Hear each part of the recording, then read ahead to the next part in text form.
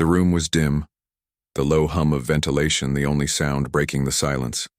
Walls lined with faded banners and battle relics cast long shadows across the cracked floor. Kelleth stepped inside, his boots muffled by the threadbare rug. He paused at the threshold, eyes searching the figure seated in the corner. Gortal looked up slowly. The years had carved deep lines into his face, and his eyes, sharp and steely, held a haunted weight that made Kelleth shiver despite the room's stale warmth. The veteran's uniform, once crisp and proud, hung loose on his frail frame, its metals dulled with time. Kelleth swallowed, clearing his throat. "Thank you for agreeing to speak with me, sir." Gortal's gaze flicked to the recorder Kelleth, held, then back to the younger alien. "You want to hear about the war?" His voice was rough like gravel dragged over metal. "The war against humans?" Kelleth nodded. The veteran inhaled slowly, his breath rattling as if pulling memories from deep within a dark cave. "I fought in what they called the Galactic Wars. Sorvani Empire versus the human worlds. Most have forgotten it now. Or maybe they never truly understood what we faced. A flicker of something, fear, respect, crossed his eyes. We thought we were gods among insects," Gortal said, voice low but fierce. "Technologically superior, organized vast fleets. We crushed countless civilizations before. But the humans, they were different." Kelleth leaned forward, sensing the gravity in the old soldier's words. "They did not run," Gortal continued, voice dropping to a whisper. "They did not plead for mercy. When we landed on their world, we expected surrender. Instead, they fought like predators cornered." His hands, gnarled with age, clenched into fists. It was the look in their eyes. No fear, no hesitation. Pure defiance. Kelleth's recorder captured every syllable. "What happened next?" Gortal's eyes darkened. "At first, it was confusion. Their weapons were crude but effective. They used the environment like a weapon. Traps, ambushes, guerrilla tactics, all designed to wear us down. They learned our technology faster than we could adapt. One by one, our patrols were ambushed, our ships hacked." He paused, swallowing hard. "There was a moment, a battle on the plains of Earth's moon. Our forces were confident, sure of victory, but the humans turned the terrain against us. They vanished into shadows only to strike from unexpected angles. We lost an entire squad before we even understood what was happening." Kelleth's heart quickened. "How did you survive?" Gortal gave a bitter chuckle. "Luck and stubbornness. But even luck has limits." The old veteran's eyes gleamed with a strange light as he spoke. "They called us Death Worlders because they did not fear death. They counted on it, used it as a weapon." Kelleth shivered, the image vivid in his mind. Humans willingly throwing themselves into death traps, their faces set like stone. "Did you ever understand why?" "Survival," Gortal said simply. "But not survival as we know it. They survive because they refuse to lose everything, not just their lives but their dignity, their hope." The room seemed to grow colder. Gortal's voice dropped further. "I've fought many battles, seen many deaths, but humans, they left a mark deeper than scars." Kelleth hesitated, then asked, "What do you mean?" The veteran looked away briefly, then back. When the war ended, the silence they left behind was deafening. No surrender. No peace talks, just quiet, like a storm that had passed, leaving destruction in its wake. He leaned forward, eyes locking with Kelleth's. "And that is why I warn you. Don't ever wake them. Don't poke the fire smoldering in their ashes, because when they rise again, the galaxy will know what true terror is." The young historian's fingers trembled slightly as he hit stop on the recorder. Outside, the twin suns of Varnak V dipped below the horizon, casting long shadows over a universe still trembling beneath the memory of a war that many wished to forget. But for Gortal, the memories were as sharp and as alive as ever, and so, unending nightmare whispered in the shadows. The cold light of the twin suns had faded outside, but inside the dim room, Gortal's memories burned as fiercely as ever. Caleth adjusted the recorder, eager but cautious. He knew this next part would change everything he thought he understood about the humans. We landed on Earth's moon with confidence. Gortal began, his voice steady but heavy with disbelief. Our fleets were vast, our technology superior, decades ahead of their crude weapons and fragile ships. We expected to crush them swiftly. Instead, we found chaos. He paused, searching for the right words. Chaos that fought back. The veteran's eyes darkened, shadows flickering as the room seemed to grow colder still. The humans had something we did not expect: adaptability. They were wild, unpredictable. Where we moved in formation, they scattered. Where we sought to dominate, they disappeared into ruins, caves, and debris fields. He leaned forward, voice dropping to a conspiratorial whisper. One engagement on the lunar plains still haunts me. Gortal's hands clenched involuntarily. Our squad moved to sweep the area, standard procedure. We expected light resistance, instead we were met with silence. Keleth's brow furrowed. Silence? Yes. The veteran's voice was tight. No gunfire, no sensors picked up movement. It was as if the humans had melted into the ground. Then the attack came. Gortal's eyes flashed with pain. Explosions. Hidden mines detonated beneath our feet. Suddenly, small groups of humans emerged, armed with jury-rigged explosives and scavenged weapons. They were savage and fearless. The image of the attack was vivid in his mind. A dozen soldiers caught in a deadly trap, their formations shattered, cries lost in the smoke. We tried to regroup, tried to call for reinforcements, but our comms were jammed, our ships hacked. They used our own technology against us, turned our drones into suicide bombers, rerouted our targeting systems. Gortal's jaw tightened. It was as if they had studied us inside and out. Caleth's voice dropped, almost afraid to ask, "How did they know your technology so well?" The veteran's expression darkened further. "We don't know for sure. Some speculate spies. Others say they scavenged wreckage and reverse-engineered our systems faster than anyone believed possible." He shook his head. Whatever the case, it was the first time we faced an enemy who turned our advantages into weapons against us. Caleth leaned forward, captivated. "What did that do to your troops?" "For many it shattered their confidence," Gortal said, voice low and bitter. "We were used to domination, to overwhelming force. But here we faced an enemy that refused to submit. They fought with a desperation that was alien to us." The veteran's eyes glazed over for a moment, the memory painful. "I lost friends that day. Good soldiers. Men who never expected to die in an ambush like that." A long silence fell between them. Did the humans show mercy? "Keleth," asked cautiously. Gortal's lips curled into a grim smile. "Mercy? No. They fought like cornered beasts. Some of them died smiling. Others, well, some things you don't want to imagine." He leaned back, staring at the ceiling as if seeing the battle unfold once again. Their will was unbreakable. It was not enough for them to survive. They wanted to make us suffer. Caleth swallowed hard. "And what about your commanders? How did they react?" "Panic," Gortal said flatly. "Our leaders had never faced an enemy like this. Orders became desperate. We tried brute force, bombing runs, psychological warfare, but it didn't work." The veteran's voice lowered to a whisper. "We learned a harsh lesson. Humans don't fight by rules or honor. They fight to live, to protect their homes, their families. And if they die taking the enemy with them." Caleth could almost hear the ghosts of that battle in the silence. Gortal's gaze sharpened. "The humans showed us what true survival means. Not just technology or firepower, it's the refusal to surrender, the hunger to keep going when everything is lost." The old warrior's hands trembled slightly, his voice softer now.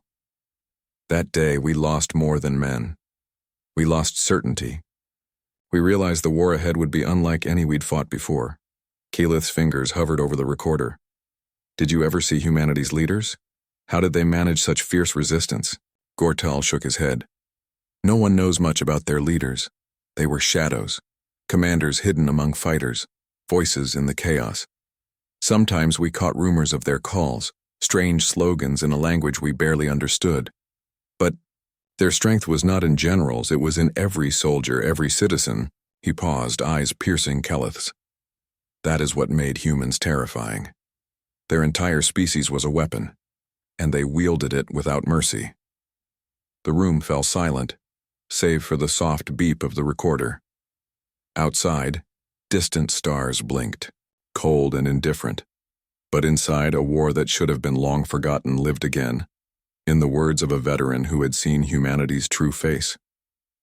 The bitter cold seeped into Gortal's bones even as he recounted the battle on Luthen 9, a frozen moon far from any star's comforting warmth. Caleth listened, captivated by the old veteran's steady voice, but the flicker of dread that shadowed his eyes betrayed the true horror beneath the words. The campaign on Luthen 9, Gortal began, was supposed to be routine, a quick strike to crush a stubborn human stronghold. We had overwhelming numbers, advanced tech, and the element of surprise. He shook his head slowly. But the humans, they made the cold their ally. The room seemed to chill with his, whereas Luthen 9 was a world of endless ice storms and jagged glaciers, hostile even to the hardiest of soldiers. The Zorvani forces, confident in their armor and weapons, had marched into the frozen wasteland expecting resistance, but not the nightmare they faced. The storm was relentless, Gortal said. Whiteout conditions that could blind sensors and freeze circuitry.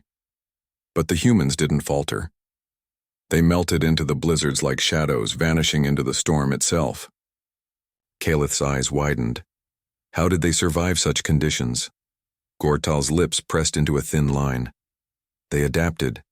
They used the ice caves, crevices, and snowdrifts to hide. They laid traps, frozen pitfalls, rigged with explosives. They attacked patrols and supply lines, disappearing before we could respond. He leaned forward, voice dropping to a whisper. One night, during a brutal storm, an entire platoon vanished. No bodies, no signal, just silence. The weight of that silence filled the room. Command believed them dead, lost to the elements. But weeks later, scattered survivors trickled back, scarred, hollow-eyed, and more dangerous than ever. Gortal's fingers clenched. They had turned the storm into a weapon against us. Keleth swallowed hard. What happened to your platoon? They were hunted like prey, Gortal said quietly. The humans knew the land better than we ever could.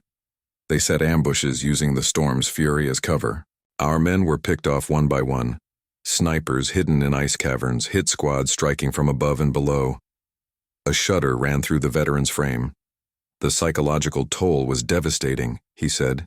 Even the strongest soldiers dreaded the cold, not for its pain but because of what lurked within it. Fear spread like wildfire. Soldiers questioned orders.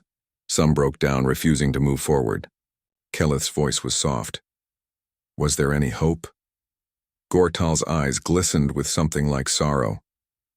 Hope died that night when Captain Rausch's squad radioed their final transmission, a desperate cry for reinforcements swallowed by static. Their last words were a warning. They're ghosts, shadows in the snow. The veteran's voice cracked. I was there when the rescue team returned. Only 2 survived, barely alive. They told stories of human fighters moving like phantoms, striking without warning, vanishing again into the storm. Keleth's pulse quickened. How did you fight back? We adapted as always, Gortal said, voice grim. But every strategy failed. Our tech faltered in the storm, our weapons jammed in the freezing air. The humans knew this, used it mercilessly. He paused, eyes fixed on the distant stars. That campaign was a slaughter. We lost more men in that blizzard than in entire battles elsewhere. Keleth's tone was quiet but firm. Did you ever capture any of the humans? Gortal's expression hardened.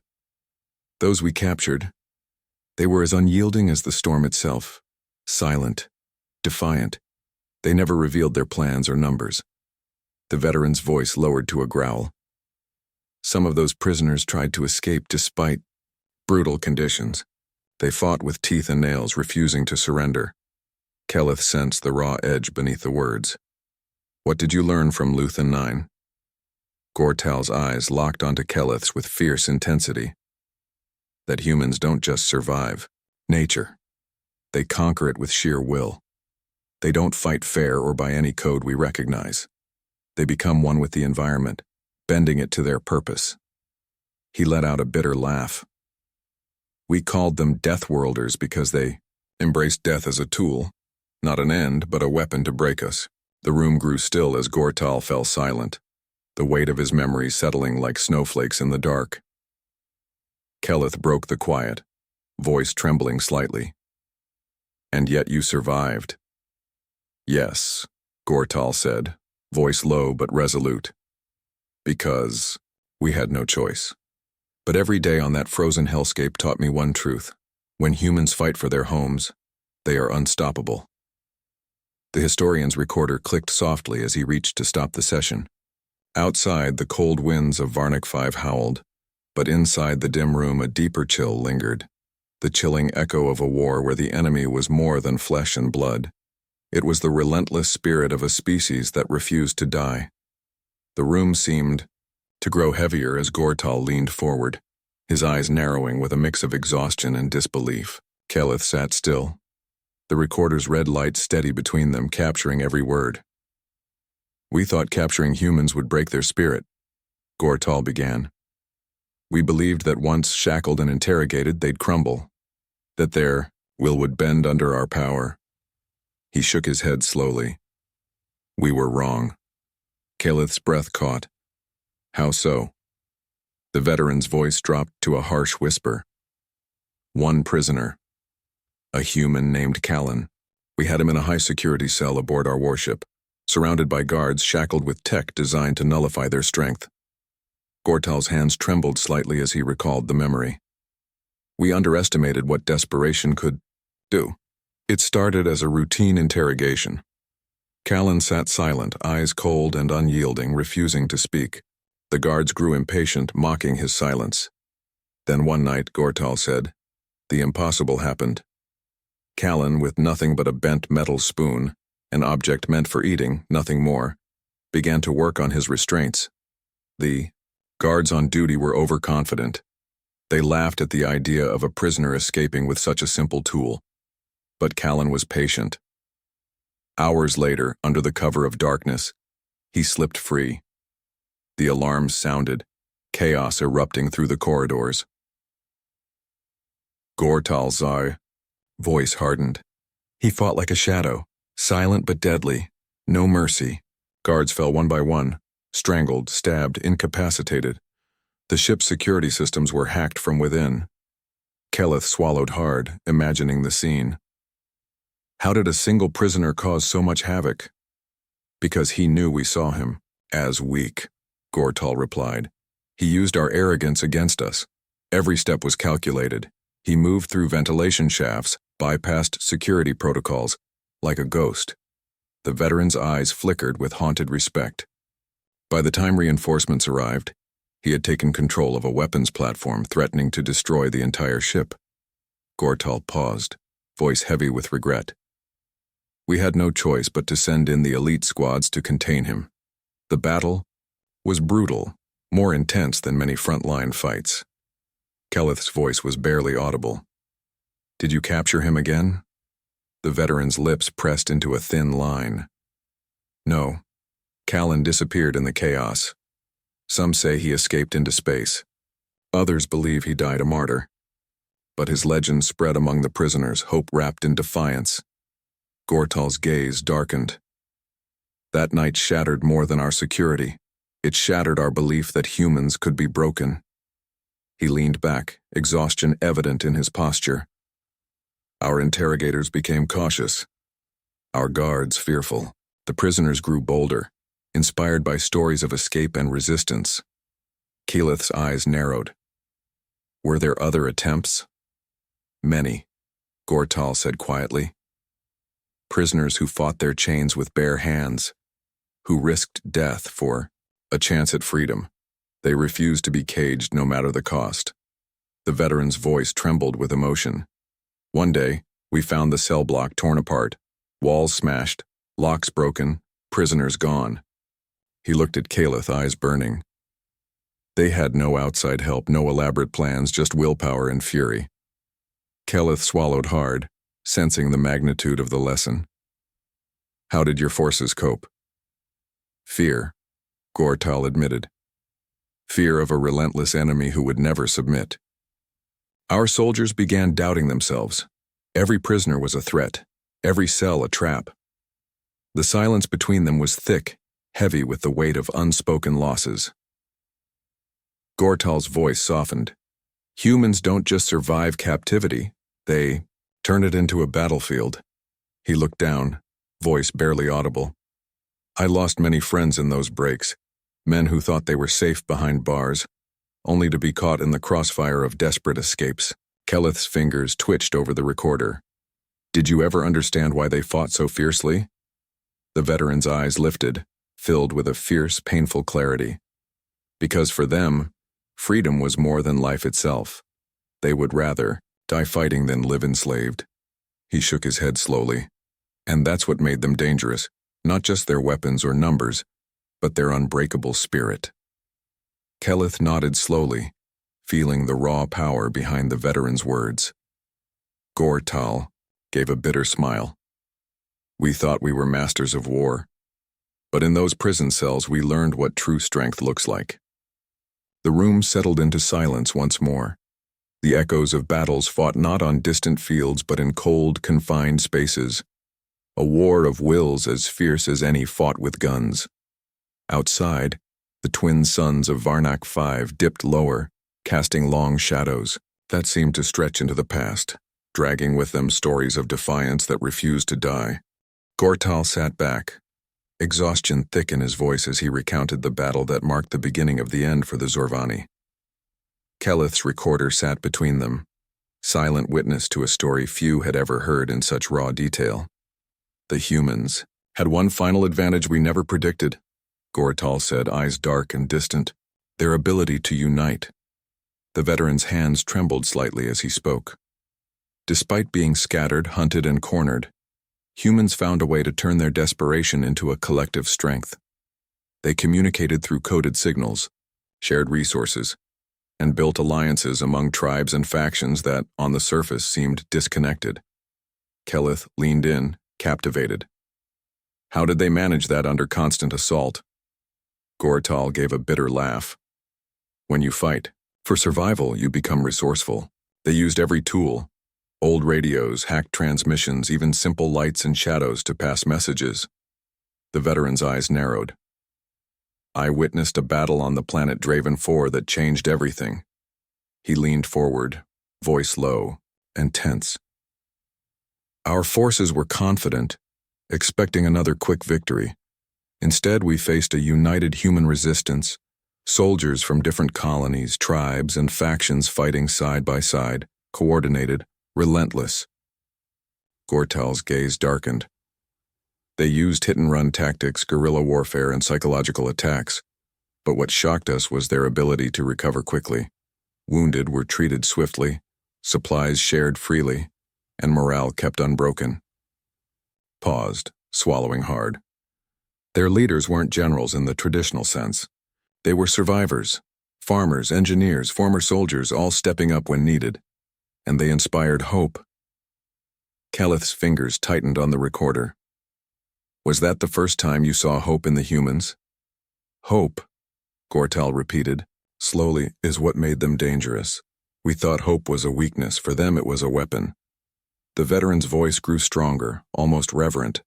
Their courage was contagious, even our troops began to doubt the cause. We lost men not just to combat, but to despair. He let out a long breath. That battle was the turning tide. After Draven IV, our commanders started pulling back, reevaluating strategies. Kelith's brow furrowed. Did your leaders understand what they were up against? Gortal shook his head bitterly. No. They still clung to old doctrines. Overwhelming force, superior firepower. But humans didn't respond to force the way other species did. He looked away briefly, voice softer. We underestimated their resilience, their unwillingness to be broken. Keleth asked carefully. What about your own soldiers? How did they cope? Divided, Gortal said simply. Some lost faith, deserting or surrendering. Others fought harder, driven by fear and anger. The veterans' eyes glistened with pain. I saw comrades I trusted become shells of themselves, haunted by what they'd seen, questioning the righteousness of our war. He paused, voice dropping to a whisper. And yet, we fought on. Keleth nodded, the weight of the story settling around him like a thick fog. By the time we retreated from Draven 4, Gortal said, voice heavy with regret, the humans had proven they were not just survivors, they were warriors forged in the crucible of endless struggle. He looked at Keleth with fierce conviction. They taught us a lesson no textbook could. That war is not won by weapons alone, but by the spirit behind them. The silence that followed was profound. Gortal finally said, that is why, years later, when peace talks began, many of us feared the humans not as allies, but as a force that could rise again. Keleth's hand hovered over the recorder, hesitant to break the solemn moment. The veteran's gaze softened, eyes reflecting distant stars. War changes everything, but humans, they carry a fire inside that refuses to be extinguished. Outside, the last light of the twin suns vanished, plunging the room into darkness. But inside, the story of a war remembered in shadows lived on, whispered in the voice of one who had faced humanity's fiercest fight, and survived. The air in the small room grew heavier as Gortal's voice took on a somber tone, his memories, weaving through pain and loss like a bitter wind. Victory, he said slowly, came at a cost none of us anticipated. Keleth shifted closer, sensing the shift in the veteran's mood. Victory over the humans? Gortal nodded, eyes dark with regret.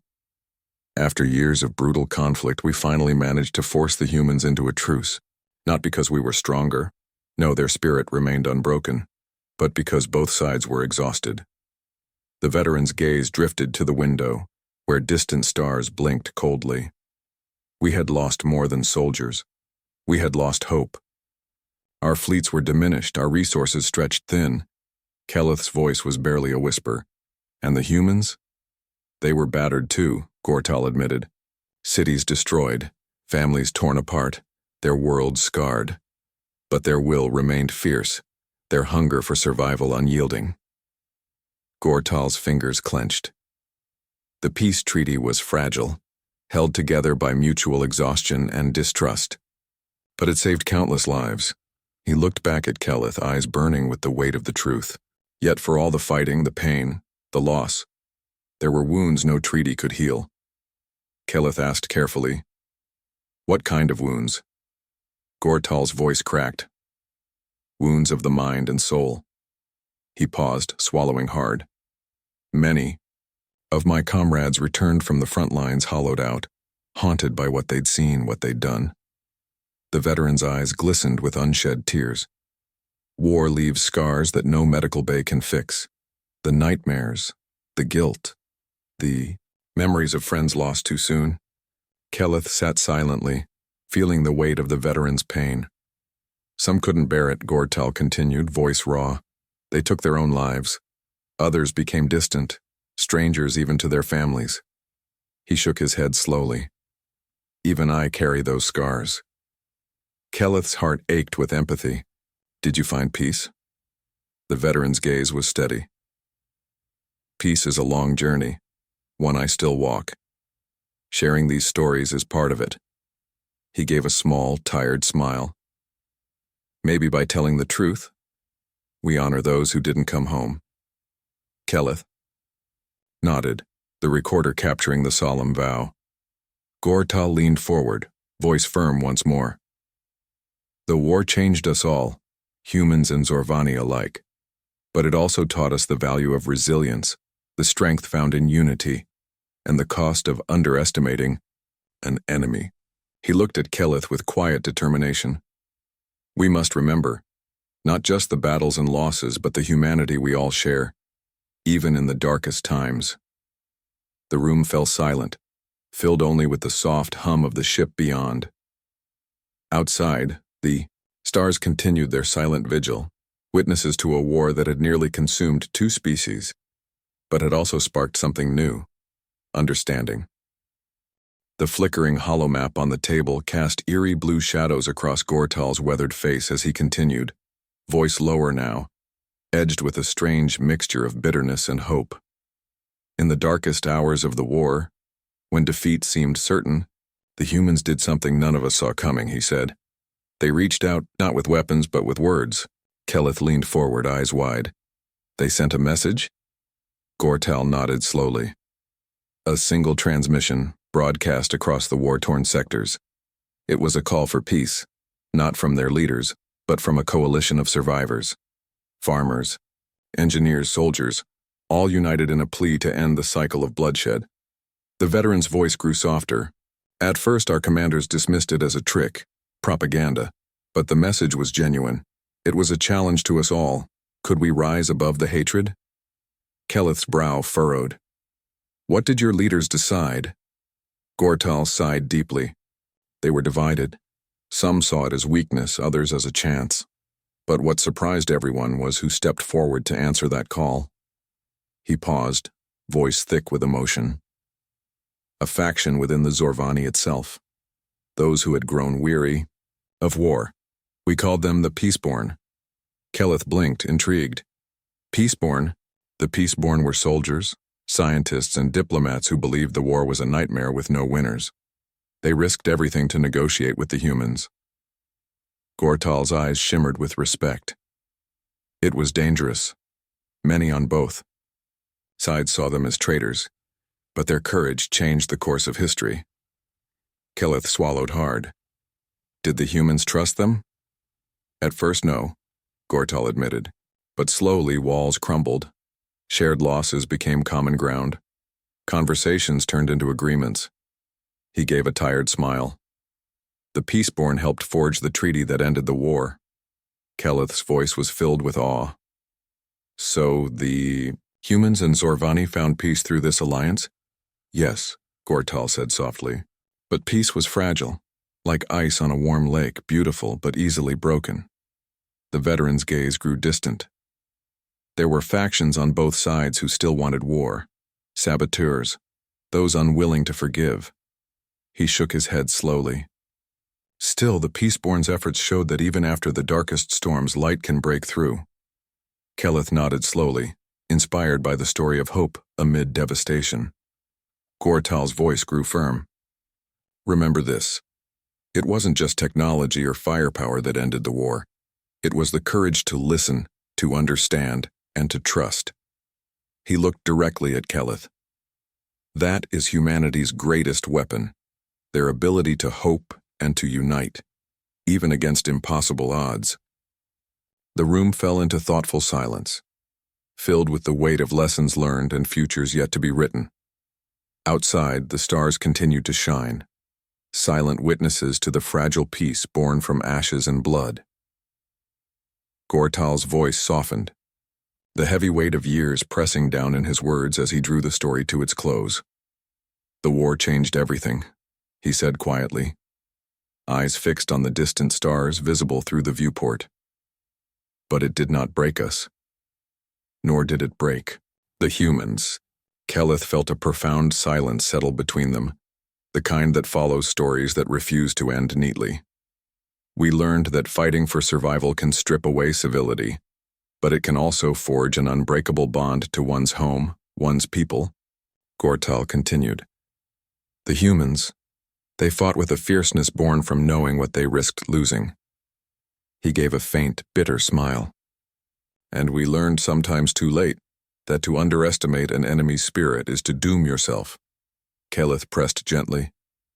What do you think of the humans now? Gortal's eyes gleamed with a strange warmth. I respect them. More than I ever thought possible. Their stubborn hope, their refusal to be crushed. It's something I wish more of my own people could understand. The veteran paused, voice catching on an old wound. We fought viciously, yes, but now when I see a human child or hear their songs, I'm reminded that they are not enemies but survivors. Warriors who have earned the right to be respected. Keleth nodded solemnly, heart heavy with the truth of the veteran's words. Gortal stood slowly looking out at the stars once more. The war is over, but its echoes remain. Memories of loss, sacrifice, and the painful price of conflict. He turned back, voice steady and hopeful. But the future, our future, depends on the choices we make now. To build bridges, not walls. To seek understanding instead of hatred. Keleth rose as well, feeling the weight and power of the moment. Do you think peace will last? The veteran's gaze was steady. It must, because if we forget what war truly means, the destruction, the suffering, we are doomed to repeat it. He stepped closer, placing a hand on Keleth's shoulder. Tell our story. Tell the story of both sides, the warriors and the victims, so that future generations remember not just the battles but the cost of war and the value of peace. Alith swallowed hard, the enormity of the task clear. Gortal smiled faintly, a spark of the old warrior still alive. We fought humans and survived, but now, it's time to fight for peace and survive together. As the recorder clicked off, the room was filled with a quiet resolve. Outside, the twin suns of Varnic 5 rose, casting light over a galaxy still healing, yet hopeful, where enemies could become allies, and war's darkest shadows gave way to the dawn of understanding.